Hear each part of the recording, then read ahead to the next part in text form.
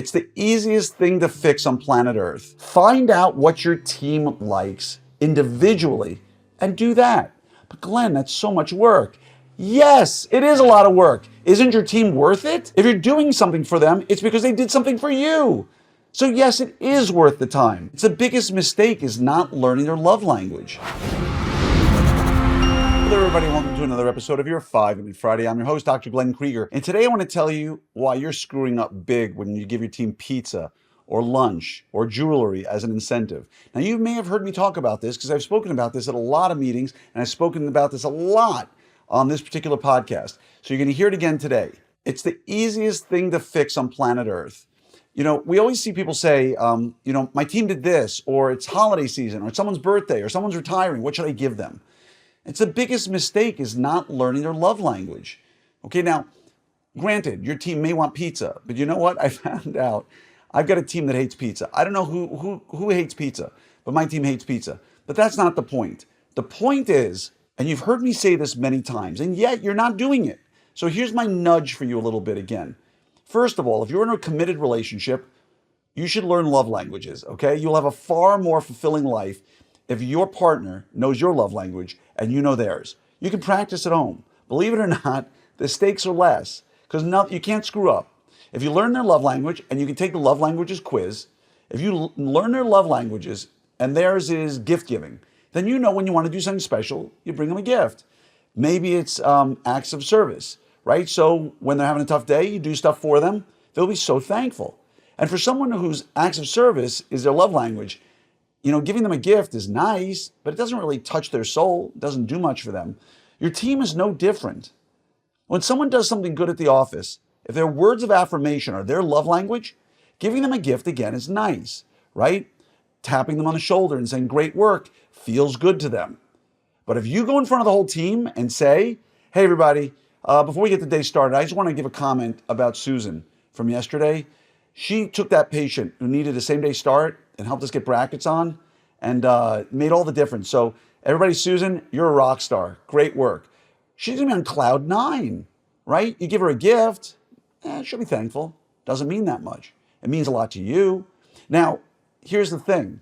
There are people in your office where words of affirmation publicly are horrible. They don't want that at all. They don't want to be spoken about in front of anybody. So if you think that works for everyone, you're turning them off. They're going to want to hide under a rock when you do that. And they're too nice to tell you, okay? I got into a debate last year on Christmas time about holiday parties. Somebody said, we do a great holiday party. Our team loves it. They dress up. They have a great time. Everybody loves it.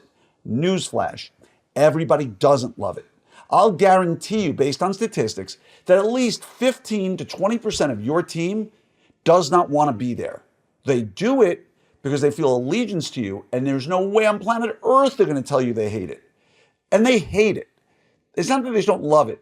Now, you might think you're different, but you're not. Statistics bear out the fact that if you're having a holiday party, somewhere between 15 and 25% of the people there hate it. They can't stand it.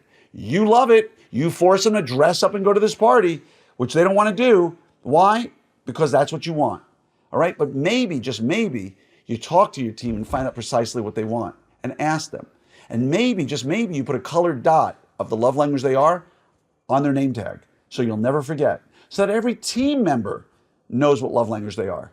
That way, when they do something right, everybody can thank them in a way that warms up their soul. Now, you can't give gifts for everything, but you can give a 50-cent little gift and say, hey, by the way, I was thinking of you. I got this for you. It's not the amount of gift that makes a difference to a gift receiver. It's a gift. It's that you went out of your way to do something for them, a gift. It could be a pencil eraser that's cute that you know they'd like. So remember this, okay? You're killing it. You're killing an amazing opportunity, a golden opportunity. If when your team hits production, you get them a pizza or gifts or give them money. Now, money, I guess, is a little different. Everybody loves money, right? That's the universal love language. But if you say, well, if everybody hits gold, we're going to all get Kendra Scott necklaces. We'll all go get a massage. We'll go to spa day. Your team doesn't want that, okay? You want that. They pretend they want it because nobody's going to hurt your feelings. But I'm just telling you, this is all science. It's been studied really carefully. You can argue with me, but you'd be wrong. Find out what your team likes individually and do that. But Glenn, that's so much work. Yes, it is a lot of work. Isn't your team worth it? If you're doing something for them, it's because they did something for you. So yes, it is worth the time. And how much time are we talking about? Everybody takes the quiz. Everybody gets a little dot that goes on the name tag. You keep track of it, and that's it.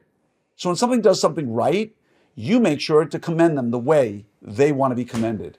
And let me tell you, when quality time matters and your sterile tech did something well, and you stand in the sterilizing area talking to them and saying, hey, by the way, Joanne, is it okay if I talk to you while you do that? Hey, I just wanted to tell you, really appreciate what you did yesterday. And I want to learn more about you. Where'd you grow up? Let me tell you, you are filling their bucket. The fact that they have quality time with you during the day, you could be the best interaction that they ever have. You could be the best part of every one of your team members' life. Don't ever forget that. So learn the love languages. I've only told you this, 30 times at this point?